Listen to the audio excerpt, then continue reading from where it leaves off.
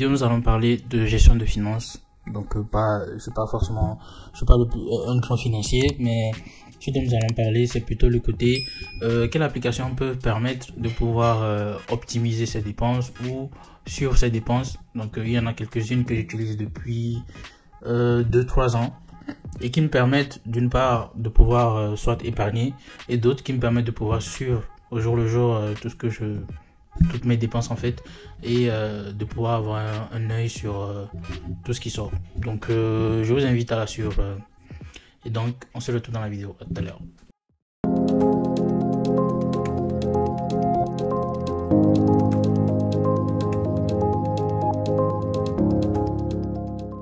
Cette vidéo elle va être divisée en deux parties. La première partie où je vais parler de comment je dis ça, des dispositions ou des réflexes plutôt que moi j'utilise de mon côté.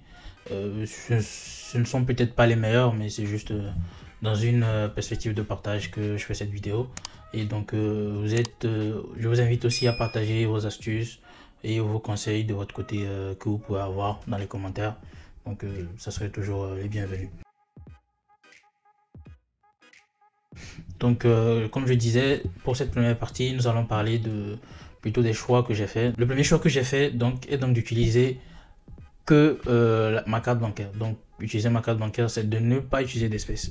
Je sais que ce choix est assez polarisant. Il y en a qui sont totalement pour le fait de ne pas utiliser de liquide, et il y en a qui préfèrent utiliser le liquide parce que eux, ça leur permet de mieux gérer leur flux financier. Donc moi, je préfère utiliser la carte. Pourquoi? Parce que ça me permet de pouvoir suivre, comme je disais dans la seconde partie, je parlerai de certaines applications qui, connectées à mes différents comptes, suivent en temps réel toutes mes dépenses. Donc toutes les dépenses qui sont enregistrées sur les cartes sont importées dans ces applications automatiquement parce qu'elles sont connectées en lecture à mes comptes bancaires, et ça me permet de pouvoir suivre mes différentes dépenses. Donc comme je disais, le choix que j'ai fait, c'est de pouvoir d'utiliser que du sans contact, le paiement par carte, et d'utiliser le minimum possible de l'espèce, à moins que j'y sois vraiment obligé. Donc obligé, ça peut être pour un petit achat dans les épiceries, même les épiceries prennent les cartes, donc c'est pas vraiment un truc. Et la seconde partie aussi, ça peut être aussi des fois au niveau des marchés, donc où les gens préfèrent payer, les marchands n'acceptent que l'espèce, donc dans ce cas là j'utilise l'espèce. Sinon en temps normal je n'utilise que la carte. Bonne pratique qu'on peut mettre en œuvre, c'est l'utilisation la mise en place plutôt de budget. Donc ça peut se faire que vous utilisiez de l'espèce ou que vous utilisiez la carte. Donc c'est de pouvoir définir des budgets pour tout ce que vous dépensez par mois. Et donc c'est possible par le fait que vous puissiez déjà savoir dans un mois par différents postes de dépenses, que ce soit le manger, le déplacement, le loisir, savoir sur plusieurs mois combien vous dépensez, et cela vous permet de pouvoir définir un budget et savoir si vous dépassez ce budget, vous êtes en deçà de ce budget. Donc déjà le fait de définir permet de pouvoir évaluer si on est au-dessus, si on est en deçà. Donc ça c'est déjà un bon réflexe à avoir. Donc déjà avec ces deux choses que moi je fais de mon côté, ça me permet de mieux suivre mes dépenses. Nous allons parler de deux applications que j'utilise depuis un bon moment. Une depuis je pense pratiquement 4 ans et une autre depuis plus de 2 ans. Donc la première, qui s'appelle Bankin, elle permet de pouvoir, comme je vous disais en fait dans la première partie, de pouvoir suivre cette dépense au jour le jour. Donc elle accepte énormément de banques, donc il y a plein de banques qui peuvent être connectées, et je pense que pour la majorité votre banque y sera. Donc c'est un agrégateur donc qui permet de pouvoir connecter ces différents comptes. Et donc toutes les dépenses qui seront faites sur ces différents comptes, des virements, des paiements, seront envoyés donc au niveau de l'application, et vous pourrez suivre toutes vos dépenses et tout ce qui est fait, donc que ce soit du débit ou du crédit. Donc on va rentrer un peu dans l'application, voir comment ça se passe.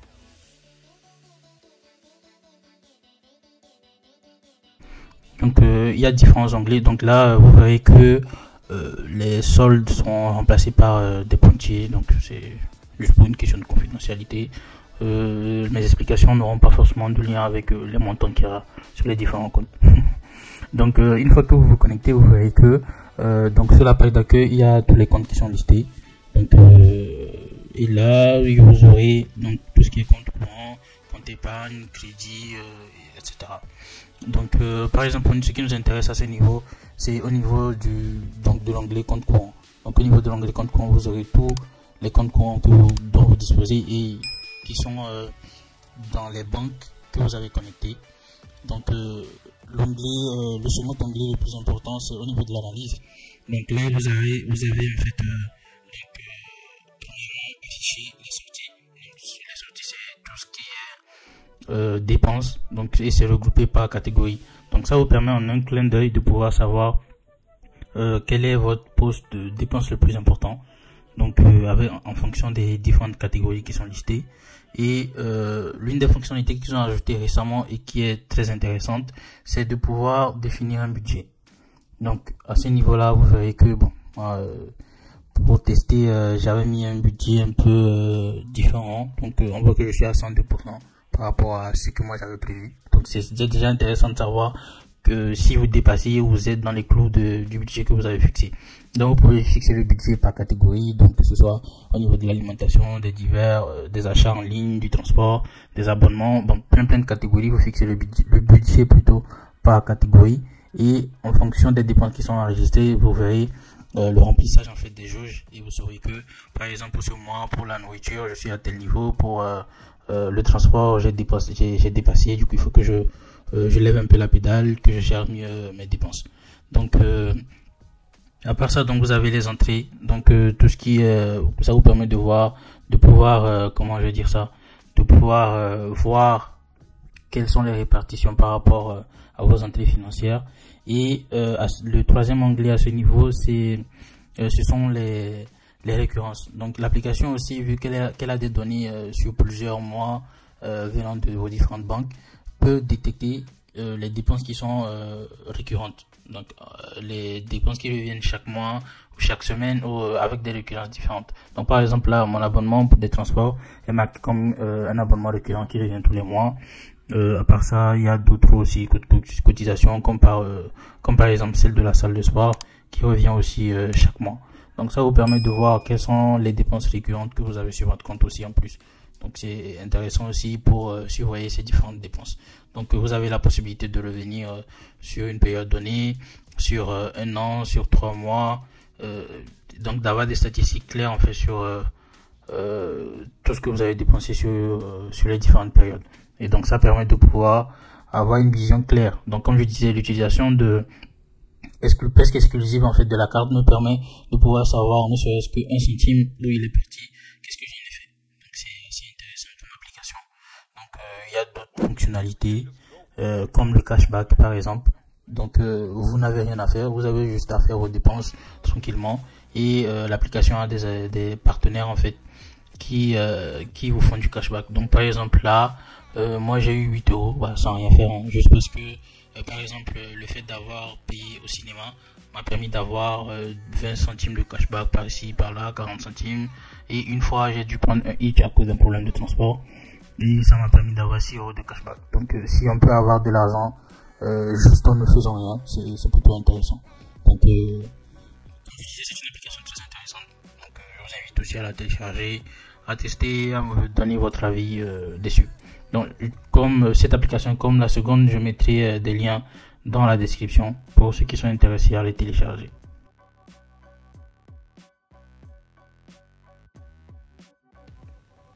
La seconde application dont nous allons parler s'appelle Plum.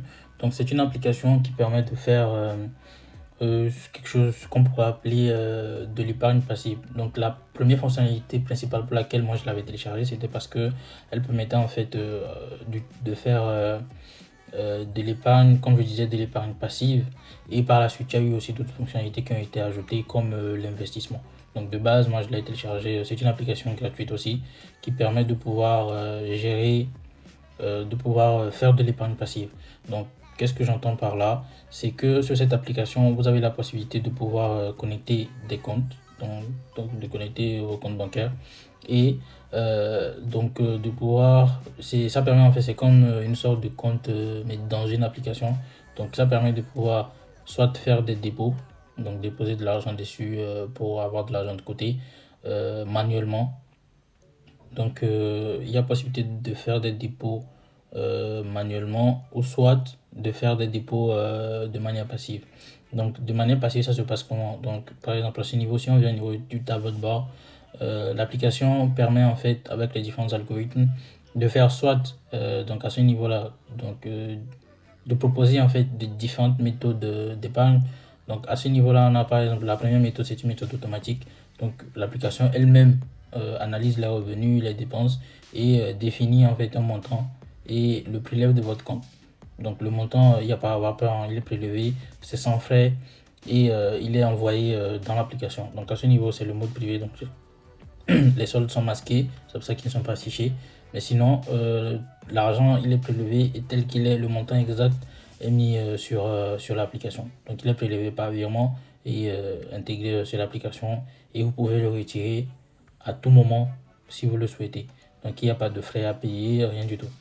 Donc ensuite, l'autre technique de virement, c'est un virement hebdomadaire. Donc vous pouvez définir un montant, je sais pas, 5 euros, 3 euros, un montant qui ne va pas peut-être forcément faire une différence pour vous, parce que qui ne va pas vous déprogrammer, je pourrais dire, et vous le programmez comme versement hebdomadaire.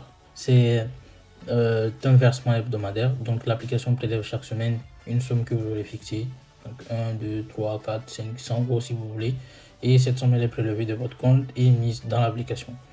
Donc vous y avez accès, vous avez la